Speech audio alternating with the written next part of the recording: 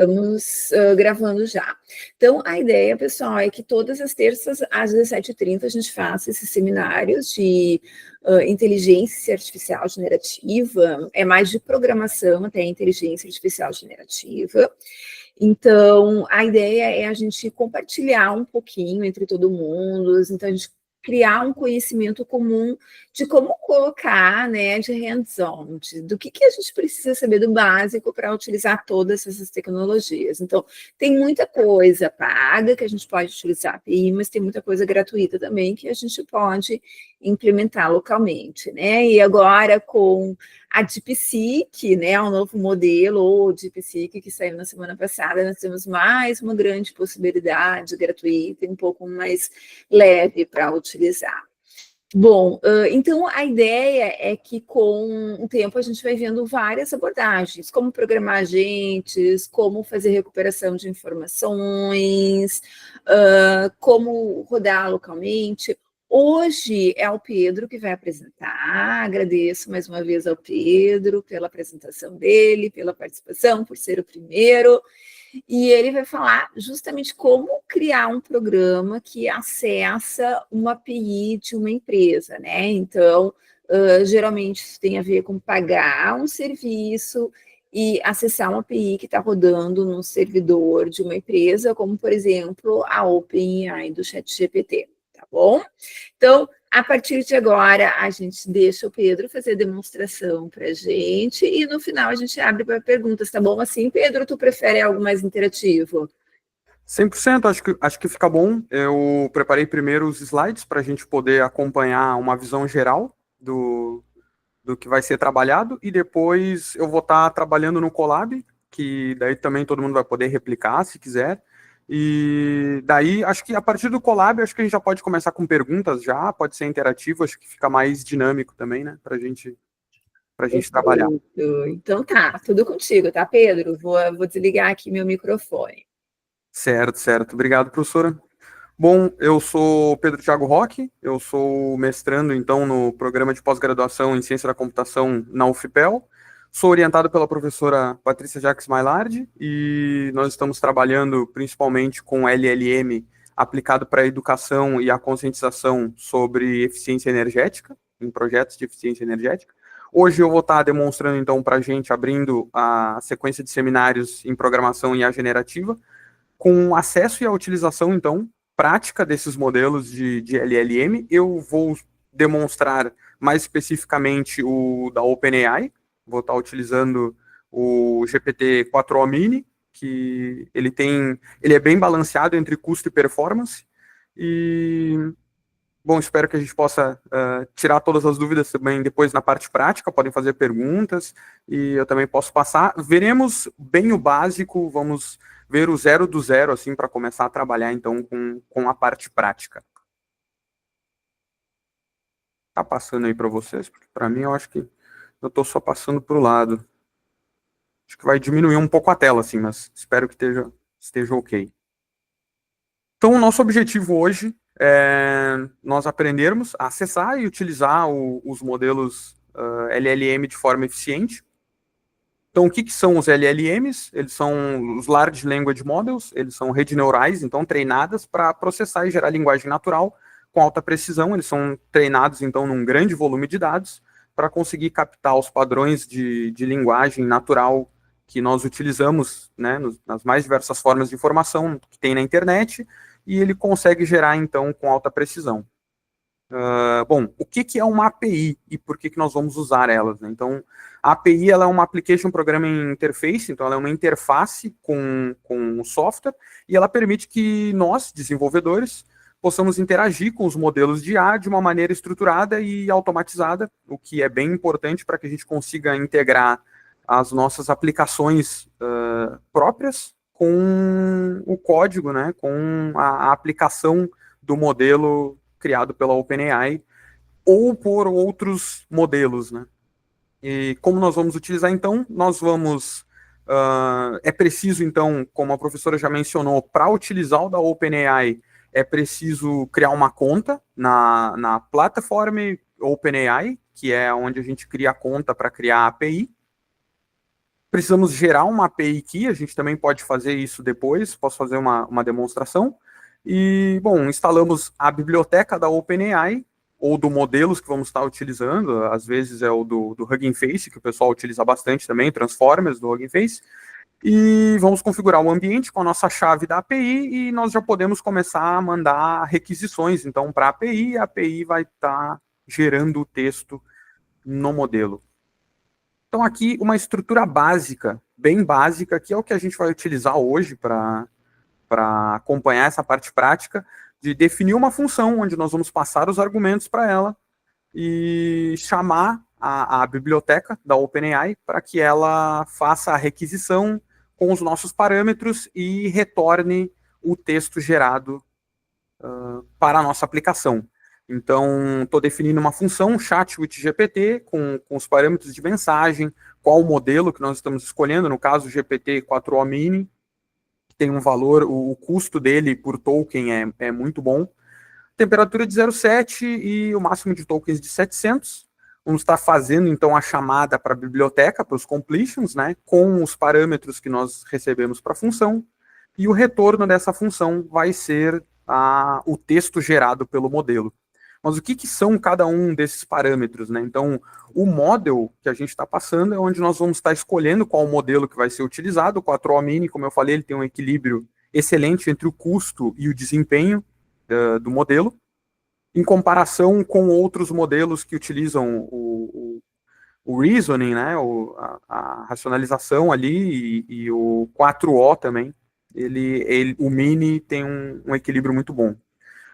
O Messages vai ser, então, a lista de interações, ela vai sempre seguir o formato do role, né? Qual que é o papel da pessoa que está mandando. Então, o role, o usuário, ou o role system, para o prompt de sistema, e o conteúdo que a gente vai estar passando em texto, né? Para guiar a conversa. Basicamente isso, nós vamos estar trabalhando com prompt de sistema e prompt de usuário. A temperatura, então a temperatura ela vai controlar a criatividade da resposta, então quanto mais altos os valores, quanto mais alta a temperatura, mais as respostas variam, e quanto menor a temperatura, nós tendemos a ter respostas iguais. Sempre que nós perguntarmos o mesmo prompt, nós vamos ter respostas mais definidas, né? E o máximo de tokens define o máximo de tokens que nós vamos poder gerar na resposta. O max token, ele pode acabar cropando, ele pode acabar cortando a nossa resposta no meio, e ele é algo de se variar. A temperatura e o token são variáveis a serem experimentadas dependendo da aplicação que a gente vai estar fazendo. Então, dependendo do que a gente quer fazer, se a gente quer que seja mais rápido, se a gente precisa de eficiência no custo da aplicação, se nós precisamos que seja uma resposta mais criativa do modelo, nós vamos principalmente mexer nessas duas variáveis, que são a temperatura e o max token. Aqui eu estou setando eles para valores, né, rígidos, mas que vocês podem fazer essa experimentação e vai dar resultados diferentes dependendo da aplicação de vocês. Algo que eu quis trazer hoje para a gente discutir, e principalmente como algo básico hoje em dia, né, para utilizar o LLM, é que os LLMs eles são ferramentas. Então, são ferramentas poderosas, e para a gente usar essas ferramentas de forma mais eficiente, já existem técnicas e estratégias comprovadas que melhoram as respostas que a gente vai ter, a clareza, a precisão, a relevância dessas respostas. Algo que, quando começou o uso extensivo de LLM, cada um estava meio que criando as suas próprias técnicas, a gente estava meio que navegando no escuro, né? E hoje em dia nós já temos técnicas e estratégias desenvolvidas e comprovadas para isso, que melhoram muito a nossa capacidade de interagir, mesmo que de maneira básica, como a gente vai estar fazendo, nós já conseguimos resultados melhores. Então, eu trouxe 6 estratégias para a gente discutir hoje e comprovar algumas delas, que são: escrever instruções claras, acho que essa é bem óbvia, né? Fornecer textos de referência, dividir as tarefas complexas em subtarefas, dar tempo para o modelo pensar, né? Utilizar ferramentas externas e testar as mudanças sistematicamente. Então, a primeira estratégia ela é bem, né, direto ao ponto, escrever as instruções claras. Então, quanto mais claro for o prompt, melhor a resposta que a gente vai ter. Quanto mais objetivo for o prompt, melhor é a resposta. Então, explique o DNA. E explique o DNA em 3 frases simples, como se eu tivesse 10 anos, nós vamos ter resultados completamente diferentes. E na segunda, com ela mais elaborada e objetiva, a explicação sempre vai ficar melhor. Na segunda estratégia, bom, coloquei o código aqui, espero que não esteja muito ilegível, né? A segunda são nós fornecermos o texto de referência.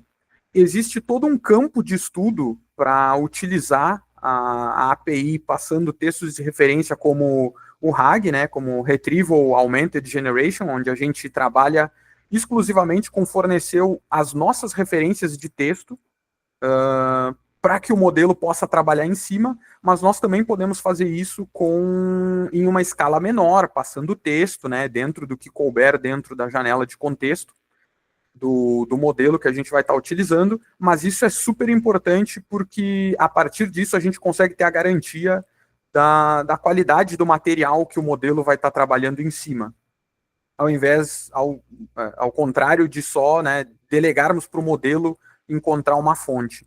Então, se precisar de precisão, nós precisamos fornecer um contexto confiável. Então, como referência, eu estou passando para ele um texto de um livro de história. A Revolução Francesa começou em 1789, levou ao fim da monarquia absolutista na França, ela foi impulsionada pela desigualdade social, crise financeira e influência do iluminismo. E no prompt para ele, eu estou dizendo para ele, responda apenas usando a referência fornecida.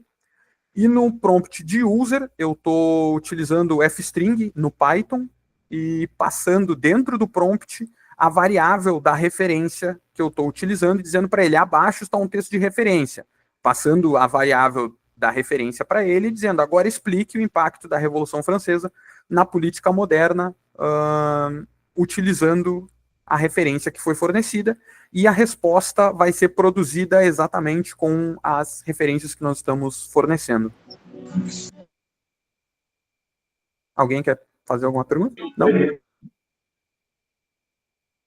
Tranquilo? Tranquilo. A estratégia 3, então, seria dividir as tarefas complexas. Dividir um problema grande em partes melhora a precisão da resposta. Então, explique o que é um eclipse, depois diferencie os eclipses solares e lunares e dê um exemplo histórico. É uma forma de melhorar a precisão. Divide and Conquer não é algo estranho para a gente da computação, mas são coisas clássicas que funcionam muito bem, principalmente quando a gente combinar isso com outras estratégias lá na API. A estratégia 4 é, então, nós darmos tempo para o modelo pensar, né? Então, pedir um raciocínio passo a passo para o modelo, reduz erros em cálculo e lógica. Atualmente, temos modelos que eles já fazem o reasoning, né? Que eles chamam, que é pegar o prompt que a gente está passando para eles e ficar iterando sobre eles e fazendo a resolução passo a passo. Nem todos os modelos têm reasoning ainda, então acho que ainda é algo válido da gente continuar estudando e principalmente implementando ele, né, no braço, na API, mas que dá um resultado muito bom trabalhando com LLM. Então estou dizendo para ele resolver 25/4 explicando cada passo, só um exemplo aqui bem simples, mas para algumas resoluções de cálculo, por exemplo, que são mais complexas, ou problemas de lógica um pouco mais complexos, o LLM às vezes dava alguns problemas, assim, ele respondia algumas coisas erradas, caía em alguma pegadinha lógica quando a gente queria resolver alguma coisa, e isso pode ser reduzido caso a gente peça para ele fazer isso passo a passo. É uma das estratégias também que a gente vai utilizar e demonstrar. Usar ferramentas externas, então é muito importante que a gente saiba toda a extensão das ferramentas que o modelo que a gente está usando tem. Hoje, no ChatGPT, nós podemos pedir para que ele execute código, para que ele gere código Python e execute código Python para resolver problemas. Isso, por exemplo, para problemas matemáticos, é um avanço muito importante, assim, porque o modelo em si, sem utilizar Python para resolver coisas complexas, ele tinha uma dificuldade para dar o resultado certo. Então, é importante também a gente conhecer todas as ferramentas do que a gente vai estar utilizando. Aqui eu estou falando para ele escrever um código Python e executar ele para calcular a média entre 10, 20 e 30. E a última, a estratégia 6, seria testar as mudanças sistematicamente. Então, algo importante é essa parte de testes para que a gente possa melhorar o prompt testando diferentes versões deles para obter respostas mais precisas e relevantes, principalmente quando a gente está trabalhando com uma temperatura mais alta, que o modelo varia bastante a resposta. É bem legal a gente testar versões do mesmo prompt que a gente vai estar utilizando na aplicação final, até achar um que tem a tendência de sempre acertar a resposta que a gente vai estar pedindo para ele, né? Então, explica a Revolução Industrial, depois explica a Revolução destacando causas, impactos, e aí no último aqui ele já está combinando especificidade e uma estrutura, então explicar a Revolução em 2 partes, descrever as principais causas primeiro, depois listar 3 impactos, e isso a gente vê que tem um impacto bem grande depois na aplicação. Então aqui já tem as referências. Bom, essa apresentação toda, ela está sendo estruturada, até mostrar as referências já aqui, na documentação da OpenAI. Então na geração de texto e da engenharia de prompt. A engenharia de prompt, ela evoluiu bastante nos últimos tempos, principalmente porque como os modelos ficaram mais complexos, nós conseguimos fazer muita coisa sem precisar do fine tuning imediatamente. Fine tuning ainda é importante para muita coisa, mas hoje em dia o prompt engineering permite que a gente possa trabalhar em cima do modelo que já está pronto, sem precisar desse overhead de treinar o modelo para algo específico. Então, é bem importante a gente dar uma estudada nessas técnicas. E eu trouxe para nós, não sei se vocês conseguem ver a minha guia agora, ela mudou? Mudou, certinho. Então, eu trouxe para a gente acompanhar o exemplo prático desse exemplo bem básico, assim, de criar uma função, utilizar o completion para criar texto e reaproveitar essa função para criar com argumentos diferentes, com prompts diferentes, e a gente vê uma aplicação de cada uma das estratégias.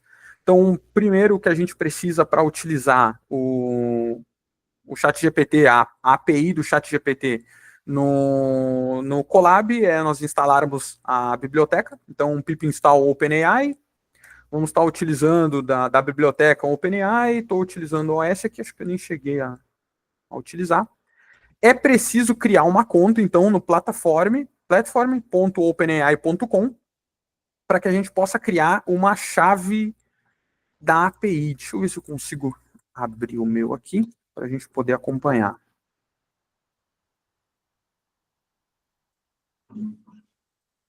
Então, no platform, depois de criar uma conta, ele vai trazer vocês para o dashboard. Então, aqui eu estou na documentação. Acho que eu posso vir aqui para o dashboard. Tem que criar uma organização. Tem que criar um organization. Eu estou com a organização aqui do projeto de pesquisa do mestrado. E criar dentro da organization, eu tenho vários projetos. Então, eu estou no projeto do seminário, 04/2/25. E nós precisamos vir aqui em API Keys e criar uma API Key para ele. Eu não me lembro se na primeira vez ele já pede para a gente colocar o cartão de crédito lá, para colocar os créditos.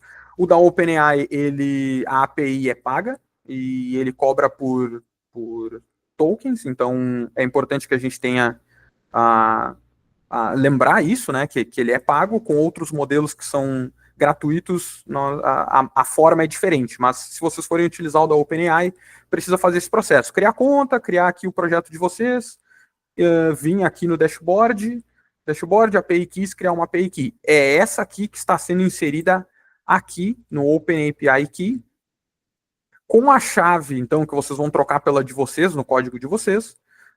Nós vamos estar, então, criando o cliente, que é por um método que já vem na biblioteca, então eu só preciso dizer para ele OpenAI e passar a minha API Key, ele vai estar criando o cliente para a gente.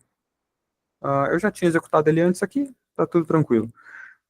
A função que nós já tínhamos visto antes, então chat with GPT, está passando para ele as mensagens, qual o modelo que nós vamos estar escolhendo, a temperatura e o máximo de tokens, ele vai... A gente ainda está vendo a tela da API Key. Acho que tu está explicando já o slide. Isso, tá. Voltei para cá, me perdi ali nas abas. O client, ele é criado com um método que já vem com a biblioteca. Esse método... tem crédito de graça para testar. Show. Então, só criar a conta lá e poder testar já ele com essa mesma estrutura, né? Show. E se tu puderes aumentar um tamanho da fonte um pouquinho, Pedro, eu acho que como você tem bastante espaço ali na direita, vai dar. Eu não sei qual o comando no Colab aqui, você pessoal. recém tinha feito isso. O zoom? Assim, isso, só um zoomzinho aí, tá bom, perfeito. Então, esse é o método do OpenAI, vamos estar passando então a API Key para ele. A função é a que a gente já tinha visto no slide antes, onde eu vou estar passando os argumentos de mensagem, o modelo, a temperatura e os tokens, e ele vai estar retornando para a gente o conteúdo da mensagem que o modelo gerou. Eu posso fazer sim. alguns adendos, né, Pedro? Embora o Pedro esteja usando ali a OpenAI, gente, todas as APIs das grandes empresas de LLM, elas são um pouco semelhantes. Então, por exemplo, eu peguei um programa que eu tinha feito em que inicialmente usava a OpenAI e com poucas adaptações eu consegui fazer uma biblioteca que usasse OpenAI Claude, né, o modelo da Anthropic. E também eu imagino que deve ser a mesma coisa para o DeepSeek. O que eu estou percebendo é que todos eles usam mais ou menos a mesma nomenclatura. É claro que tem alguns frameworks que a gente pode utilizar para facilitar ainda mais o trabalho, que a gente vai ver isso na semana que vem, se tudo der certo, né? Mas a ideia é ver o básico hoje aqui com o Pedro, ou seja, acessando uma única API, porque já vai nos dar, né? Vai dar para todos vocês uma noção bem do básico. Uma outra coisa que é importante também falar, ali no modelo, eu não sei se vocês já observaram, mas quando a gente acessa o ChatGPT, a gente pode escolher o modelo. E isso é muito importante, que tem modelos que eles são muito melhores para códigos, são modelos que são melhores para escrita, para corrigir artigos, para ajudar a gente a revisar um texto. Então, é muito bom testar com os diferentes modelos, tá? E a temperatura era um parâmetro que eu nunca mudei, eu nunca prestei muita atenção nele, até que eu tive uma experiência muito interessante. Eu tinha que fazer um programa que ele coletava metadados de artigos científicos. E eu queria que ele pegasse alguns metadados tal como estavam escritos no artigo. Então, por exemplo, o título tinha que ser igual, o resumo tinha que ser igual. E eu coloquei uma temperatura do tipo 7 e 0,7, né? É de 0 a 1. E daí, assim, e ele nunca... E eu mudava o prompt, dizia para ele... Busque o título exatamente como está, o resumo tem que ser exatamente com as palavras que está no artigo, e eles sempre mudavam uma palavrinha ou outra, e eu não conseguia arrumar aquilo, e eu disse, meu Deus do céu, mas como esse modelo é burro, até que eu me dei conta que era a temperatura, né? Daí eu peguei, botei temperatura 0, e ele pegou os dados exatamente como estava no artigo. Então, claro, como tinha uma temperatura um pouquinho maior, ele se dava, né, o luxo de ser criativo, e com isso ele substituía algumas palavras no resumo do artigo. Como eu queria metadados do artigo, tinha que ser exatamente igual, né? Então, só para dar um exemplo bem prático de como essas variáveis podem ser interessantes. E um outro adendo que eu queria trazer para vocês é que eu acho que vale a pena vocês experimentarem com o DeepSeek, né? Esse modelo da startup chinesa, porque ele está com um desempenho muito semelhante aos modelos da OpenAI, que geralmente são conhecidos por serem os melhores, né, junto com os da Anthropic, mas ele está com um custo 20 vezes menor, gente. né? Embora ele seja um pouco mais lento, mas não muito mais lento. Então, isso faz com que seja bastante interessante, tá? Pensem, se vocês vão precisar usar na dissertação, na tese de vocês, pensem. Além disso, o DeepSeek é um modelo que a gente pode rodar localmente, mas aqui a gente tem questões de servidor, tá? Volta a palavra para ti, Pedro. Desculpa a interrupção aí. Capaz, professora. A senhora estava falando sobre o DeepSeek, inclusive. Isso aqui é algo que me surpreendeu bastante, acho que surpreendeu o pessoal da OpenAI também, que é o fato de que dá para usar a mesma biblioteca da OpenAI que a gente está utilizando para fazer ali os completions, só trocando a API e a URL para a URL do DeepSeek. Então, quem tiver aplicações prontas utilizando a OpenAI, só precisa ir lá na sua aplicação e trocar uma linha. A gente só troca o client que a gente está usando na outra aplicação pelo client do DeepSeek e a gente não precisa refatorar nada de código, ele vai continuar funcionando normal. Uau, não sabia disso, Pedro. Um avanço incrível. A China está pegando pesado, né? Os chineses estão pegando pesado. Eles pegaram bem pesado com essa. Isso eu não tinha lido ainda. Uau! Eles estão usando. Isso aqui é a documentação oficial, tá, pessoal, do DeepSeek. É a documentação do site aqui, ó, API Docs DeepSeek. E eles implementaram a API deles para que ela fosse exatamente igual a do ChatGPT, a da OpenAI, para que o pessoal só troque uma linha e consiga portar a sua aplicação inteira sem ter que refatorar código nenhum. Então, isso aqui é bem útil, principalmente porque o DeepSeek, os modelos, eles são bem mais baratos, né, do que o do ChatGPT. Ele segue o modelo da OpenAI, o Francisco colocou no chat ali pra gente, ó. Por isso que segue a mesma coisa. Tem outros modelos que têm o mesmo formato. Então, eu achei isso aqui super genial, assim, deles, principalmente para portar aplicações inteiras, trocando uma linha só, é algo bem interessante. Então, vou voltar aqui para o nosso código. Então, a função que a gente está trabalhando, a mesma do slide, dá para a gente utilizar. Estratégia 1, então, nós utilizarmos as instruções claras. Ele é o prompt, então, sempre de sistema e de usuário. Então, estou falando para ele, você é um professor de gramática brasileira, explique a diferença entre mas e mais. Ele demora alguns segundos para trazer o texto. Então, claro, mas e mais têm significados e funções diferentes na língua portuguesa. Mas é a conjunção adversativa utilizada para introduzir uma ideia que contrasta ou se opõe à ideia anterior. Pode ser traduzido com but em inglês.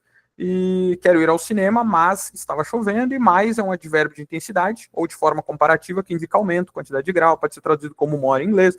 Quero mais sorvete. Em resumo, mas é utilizado para apresentar oposição, mais é aumento ou quantidade. Então, quanto mais específico, mais claro forem as instruções que a gente passar para ele, melhor são as respostas que nós teremos a partir disso.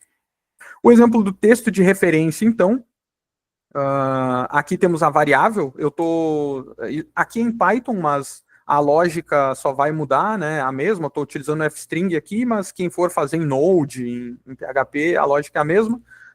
Passar para dentro do prompt uma variável com o texto que a gente vai estar trabalhando, com um pedaço do livro, um pedaço do artigo. Então, na língua portuguesa, mas é uma conjunção adversativa usada para indicar contraste. Exemplo, queria sair, mas está chovendo. Jamais é um advérbio de intensidade, um pronome indefinido indicando quantidade, quero mais comida. Então, no sistema, estou dizendo para ele, responda usando apenas a referência fornecida, e no prompt de usuário, eu estou dizendo para ele, abaixo está o texto com a referência, estou inserindo a variável aqui dentro. Agora explique a função da palavra mas apenas. Estratégia 2. A palavra mas é uma... Mais uma questão, se me permite, ali, né, eles sugerem que quando a gente insira um texto, que a LLM deva considerar tal como a gente coloque entre 3 aspas duplas, né, ou 3 aspas simples, que é bem o que tu fizeste ali, né, eu acho que isso vale a pena sugerir. E esse vale a pena falar, né? Vale a pena destacar para o pessoal aí que está assistindo. E uma outra dica também, por exemplo, pessoal, para aquele programa que eu fiz, né? Que pegava metadados dos artigos, é nesse momento que eu passava o artigo, né? Então eu fazia um programa que fazia um laço, pegava todos os artigos de uma pasta e extraía as informações dos PDFs e colocava, né? Bem como o Pedro ali, então, em vez da referência ser um texto ali, porque talvez isso não fique tão claro, né? Por que a gente vai passar um conhecimento que o próprio LLM tem, né? Mas, por exemplo, no meu caso, era um exemplo bem prático ali, era o artigo de onde eu queria que a LLM pegasse os metadados, né? Pegasse o título, pegasse os autores, os e-mails dos autores, as universidades dos autores. Então, acho que esse é um exemplo bem concreto de quando a gente precisa dar uma referência externa para ele. Obrigada, Pedro. Sim. E basicamente, isso que a professora explicou, a gente está passando a referência para dentro, ele está respondendo exclusivamente com o que está escrito ali, e ele está explicando, então, o texto extremamente parecido com o que já está ali dentro. Então, a palavra mais conjunção adversativa indica o contraste entre duas ideias ou ações, por exemplo, como na frase queria sair, mas está chovendo. Então, a gente sabe que ele tá buscando da referência que a gente está passando para ele, mas é usado para mostrar a intenção de sair e é contradita pela condição de que está chovendo. E a gente pode ir lá e trocar para mais, e a gente sabe. E a gente pode comprovar que ele está puxando de dentro do texto. A palavra mais é um advérbio de intensidade ou pronome indefinido que indica quantidade, por exemplo. Pode ser usado em frases como quero mais comida, onde expressa a ideia de um acréscimo ou maior quantidade. É um exemplo bem simples, como a professora falou, mais para a gente entender o conceito mesmo, né? Ele é super simples esse exemplo, mas para a gente entender como a gente consegue fazer com que o modelo referencie apenas o que está sendo passado como contexto para ele referência. A estratégia 3, então, que é dividir as tarefas mais complexas. Então, no prompt de sistema, nós estamos dizendo para ele, então, siga os passos abaixo para responder corretamente. Explique a Revolução Francesa em uma frase e liste as 3 causas principais do evento. Então, passar em 2 momentos diferentes as tarefas que ele tem que fazer para que ele foque em cada uma ao seu tempo, né? E aí, estou dizendo para ele explicar a Revolução. E aí ele traz a resposta para a gente. A Revolução Francesa é um momento social e político entre 1789 e 99, resultando na derrubada da monarquia absolutista, fortalecimento dos ideais de igualdade, liberdade e fraternidade, transformação na França em república. Depois, 3 causas principais do evento: desigualdade social, influência das ideias iluministas e a crise financeira do governo francês. Aqui, novamente, é mais para a gente entender o conceito dele, mas nós conseguimos fazer isso daqui para que o modelo resolva problemas bem mais complexos, principalmente na parte de problemas lógicos. Isso aqui é super útil para a gente conseguir que o modelo responda com clareza o que nós estamos passando para ele. Então, dá um tempo para o modelo pensar, que é a estratégia 4. Hoje em dia, nós já temos modelos que fazem o reasoning, que nós não precisamos passar no prompt para ele fazer, ele já tem ali no modelo isso embutido. Em alguns modelos mais simples não, mas nós podemos implementar isso no braço, né, fazendo com que ele, passando para ele no prompt o que ele deveria fazer. Então, estou passando para ele no prompt de sistema que ele resolva o problema abaixo, seguindo um raciocínio passo a passo, antes dele dar a resposta final. E estou passando para ele o problema do pintor. O pintor leva 5 horas para pintar um muro. Quantas horas 2 pintores levariam para pintar o mesmo muro trabalhando juntos? Esse daqui era um que o pessoal usava muito de piada, porque tinha os modelos no começo, quando eles não tinham uma lógica tão apurada. Eles botavam assim: bom, o pintor leva 5, tem 2 pintores, cada um leva 5, bom, 10 horas para pintar o muro, em vez de 2 horas e meia.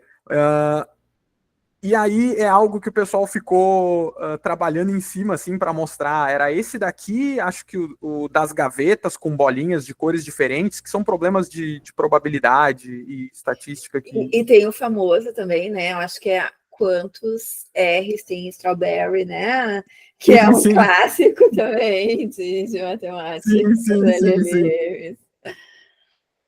Então, aí ele responde para a gente. Então, a gente consegue ver, assim como... Aqui uma versão simplificada, claro, mas assim como tem agora no O1 e no O3 o reasoning, né? o raciocínio que o modelo fez.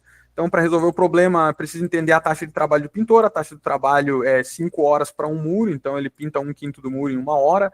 Taxa de trabalho dos dois pintores, o primeiro pintor pinta 1/5 do muro, o segundo pintor pinta 1/5 do muro em 1 hora, ele soma as taxas. Significa que juntos os dois pintores conseguem pintar 2/5 do muro em 1 hora, o tempo total de pintar o muro. Aí ele faz toda a expressão matemática para chegar no resultado de 2 horas e meia, se tiverem dois pintores pintando o muro a uma taxa de um muro a cada 5 horas. Isso daqui também auxilia muito em problemas mais complexos e em momentos que nós não queremos que saia uma resposta que seja caixa preta, assim, né? Quando a gente quer entender como que ele chegou naquela resposta ali, que é sempre importante em aplicações com decisões mais sérias, coisas que dependem da decisão que o modelo vai colocar para a gente, é importante a gente saber como é que ele está fazendo. Essa é uma das estratégias para a gente utilizar que beneficia bastante o resultado. A estratégia 5, então, são usar as ferramentas externas. Então, o mesmo exemplo que a gente estava trabalhando lá antes, sempre resolva um problema matemático gerando e executando o código Python antes de responder a resposta final. Depois, exibe o código e explica como ele funciona para a gente. Então, escreve o código Python que calcule a raiz quadrada de 99 e retorne o resultado.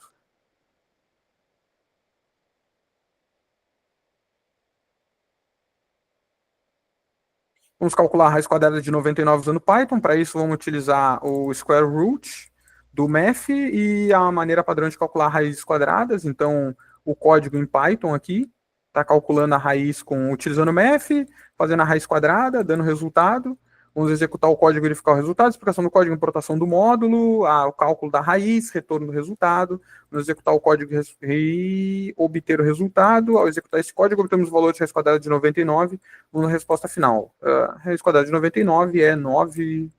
Vamos ver se é mesmo, né? Vamos ver. Raiz. Calculadora, na real, né? Vocês conseguem, então, enxergando aí junto comigo? 9498. 949874, isso aí. Então, é importante também a gente sempre saber quais as capacidades que o modelo que a gente está trabalhando tem, para que a gente não estejamos perdendo capacidade, porque nós estamos utilizando todas as ferramentas que o modelo tem. Nos modelos da OpenAI, dá para acessar, por exemplo, a execução de códigos Python. A estratégia 6, então, é testar as mudanças sistematicamente, e para essa é a mesma forma de que ele avalie cada uma das proposições que estão sendo colocadas aqui. E estou passando para ele no prompt de sistema que ele é um avaliador. Eu devia ter colocado essa aqui, na verdade, os diversos prompts, não só o final, né, para a gente avaliar. Mas a gente fazendo de forma iterativa e testando sistematicamente qual o melhor prompt para que ele chegue na avaliação, é algo que vai nos trazer respostas melhores também. Então, você é um avaliador que confere respostas com base em referências, abaixa esse conjunto de informações sobre a Revolução Francesa, marque quais as corretas ou incorretas. Então, a incorreta é a 3, tá, pessoal? Antes que agora já está ali embaixo escrito, mas a incorreta é a 3. O Napoleão assume depois da Revolução Francesa. Então, ele avalia cada uma delas, a primeira está correta, a segunda está correta, a terceira está incorreta, depois ele responde para a gente. Hoje seriam essas as estratégias e essa a parte de exposição. Achei importante trazer um exemplo que fosse bem simples de ser replicado, mas principalmente que nós conseguíssemos aplicar uma gama de estratégias que trazem resultados melhores em cima de algo que é super simples, que é só a chamada de função de geração de texto. Mas só a gente entendendo como essas estratégias para se utilizar funcionam, a gente já melhora muito a nossa capacidade de gerar respostas, de integrar isso com aplicações. O LLM é uma ferramenta e, como toda ferramenta, a gente precisa entender como é que ela funciona bem para que a gente possa tirar o melhor proveito dela, trabalhar bem com ela. Então, acho que podemos passar para dúvidas, professora, dúvidas, questionamentos. Isso, com certeza. Eu acho, assim, aproveitando, né, esse momento de adendos, Pedro, se me permite, acho que uma outra coisa que é bem importante acrescentar, pessoal, é que essas ferramentas, elas não, a LLM em si, ela não guarda contexto, né? Então, cada vez que a gente faz uma mensagem dessas, é uma nova interação, né? Elas são stateless, elas não guardam estados. Então, se a gente quer que elas guardem conhecimento de conversas anteriores, o que a gente tem que passar? A gente tem que passar junto com a atual pergunta todo um histórico das perguntas anteriores e das respostas que ela mesma respondeu, porque ela não tem esse contexto, né? Claro, tem frameworks que fazem um pouco isso para a gente, mas quando a gente está trabalhando ali direto com a API, a gente tem que fazer isso, né? Então, se fosse, por exemplo, a gente estivesse utilizando essa API para ser um agente conversacional dentro de um sistema tutor inteligente, que é a nossa área, a gente teria que estar guardando todas as mensagens trocadas entre o aluno e repassando. Daí a gente entra com uma questão que se chama janela de contexto, né? Qual é o tamanho agora? Tu lembras, Pedro, da janela de contexto do 4O mini? Cada um tem um tamanho. Mas ele tá gigantesco, né? Tá bem, eles estão bem grandes agora, né, gente? Em torno de. Lembrando, né, que 70 tokens equivale, 100 tokens equivale a 70 palavras, mais ou menos isso, tá?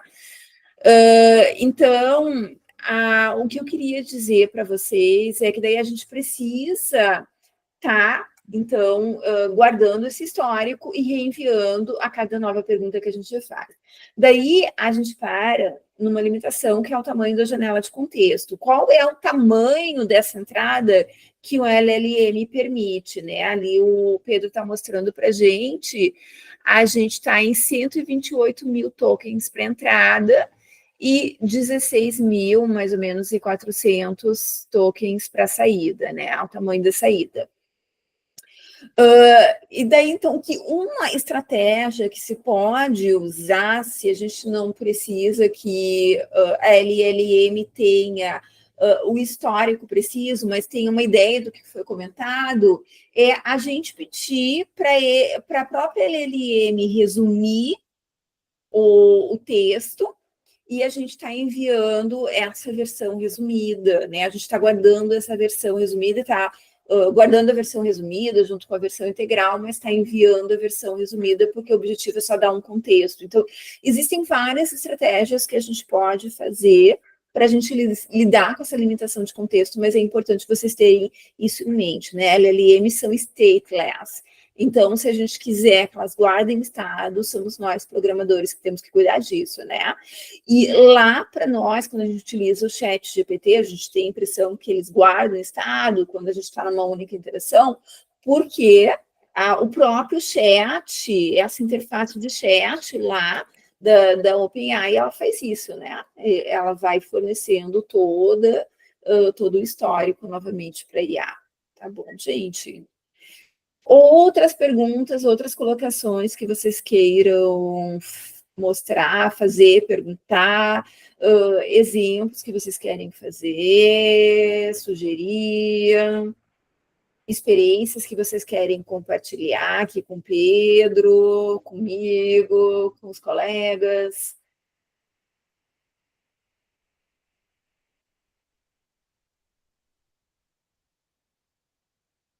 Ó, o Francisco Dias dizendo que o chat GPT guarda informações se você marcar na caixinha, nas configs. Eu acho, mas isso é o chat, né, Francisco, não é LLM. E daí, pelo que eu entendo, é uma memóriazinha simples, né? Então, assim, simples separando bem, né, gente, o que é o chat GPT, que é essa interface, e o que é o modelo, né? Que é, por exemplo, aqui o ChatGPT 4o, né? Então, o modelo, sim, ele precisa de todo o texto como entrada. Claro, a gente pode utilizar frameworks, como o Francisco está falando ali no chat para a gente, né? A gente pode utilizar frameworks que eles fazem trabalho. Se a gente utiliza a API diretamente e a gente quisesse guardar esse histórico, mandar esse histórico para a LLM, a gente teria que fazer um trabalho braçal, né? Do tipo, guarda o histórico e manda a cada nova mensagem. Quando a gente utiliza frameworks, como, por exemplo, o LangChain, ele próprio ele cuida disso, ele vai guardando e vai enviando para a LLM, né? Então, os frameworks eles estão para facilitar isso no sentido da gente não ter que fazer mais esse trabalho braçal, tá? Pedro, tu vai compartilhar com a gente os seus slides, o teu código? Sim. Vou disponibilizar no Drive. Isso, Aberto. eu acho que a gente poderia compartilhar. Quase todo mundo aqui é me orientando, né, gente? Então, eu posso botar lá na pasta leituras orientandos e compartilhar com vocês. E compartilhe o link direto também com quem não é me orientando, tá? Então, é isso. Eu acho que a gente pode, talvez, criar também uma lista, um Google Grupos para esses seminários de IA generativa, em que a gente vai compartilhando essas informações, tá? Depois eu vou criar e vou compartilhando com vocês. Ok. Obrigado. Mais alguma dúvida, mais alguma pergunta, gente? É isso? Então, eu acho que agora é testar, né, Pedro? Eu pedi para o pessoal, acho que o pessoal testar, fazer seus programas, criar suas aplicações. Dá para testar tanto com a OpenAI quanto o DeepSeek, que é o outro modelo da startup chinesa, né? Achei demais aquilo que eles fizeram de salvar o URL ali inicial. Muito show. É isso, pessoal. Então, tá bom, Pedro, muito obrigada, viu, pela tua apresentação, pela participação. Aqui, palmas para o Pedro, coraçõezinhos de agradecimento. E valeu mesmo, eu acho que deu uma ótima ideia, um ótimo overview, assim, para quem quiser, já pode testar o seu primeiro programa em casa.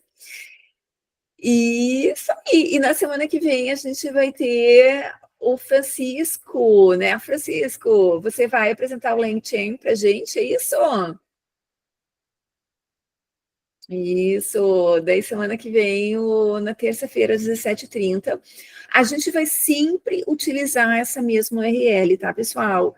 Daí na semana que vem, terça-feira, hoje é dia 4, terça-feira, 11 de fevereiro, às 17h30, é o Francisco Dias Franco que vai apresentar para a gente, então, a API LangChain, tá bom? Muito obrigada pela participação de todos. E mais adiante a gente vai vendo como rodar o programa localmente. Eu quero pedir para o César apresentar para a gente também. Então, cada semana, a gente vai ver algum tema interessante de IA generativa ou inteligência artificial, tá bom? Programação mais voltada à programação. Então, muito obrigada pela participação de todos e obrigada especial ao Pedro aí pela apresentação, pela dedicação do tempo. Obrigado. Tchau, pessoal. Vou Tchau. parar a gravação aqui. Deixa eu ver se já parou. Não, aqui, agora sim.